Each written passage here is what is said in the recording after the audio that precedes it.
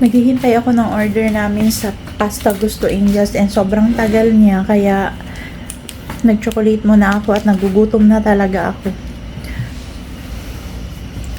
Wala rin naman kasi akong pagkain, kawawa lang ako. Si Ayla yung nag-order Angels tapos ako yung kukuha kasi si Jinjin is nasa duty. So mamaya na siya magkain. Nagugutom na ako sobra. Nandiyan na yung, dumating na yung order namin Angels and kukunin ko na siya sa baba.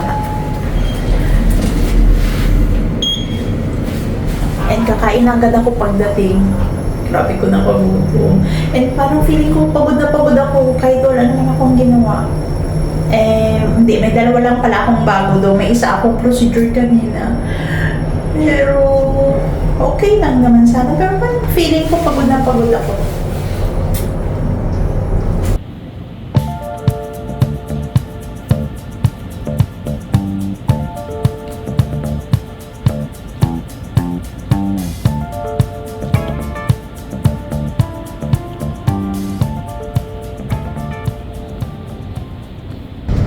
Nakuha ko na yung order namin, Angels. And excited na akong kumain. Sabi ko kay Ayla, pag makuha ko na tong order namin, kakain na ako kasi nag-iaya na naman siyang mag-Carrefour.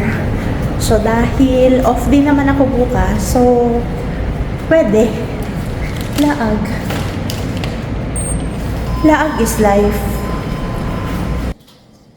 Dapat pala hindi na ako nagbayad ng shipping fee kasi bigyan kita nito, tag-dress kaya. Wow. Hindi ka? Walang tao dyan. Dyan tayo. Walang tao sa kusina. Ay na, nandito na yung camera ko. Na. Arte-arte. Iniba-iba lang na ng pasta. Oo nga. Ibang-iba nga. Pero masarap.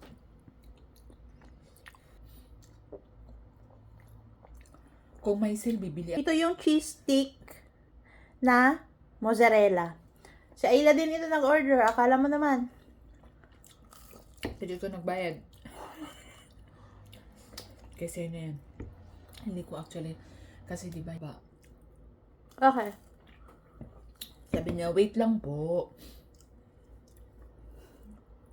Kaya mo yan. Paano mali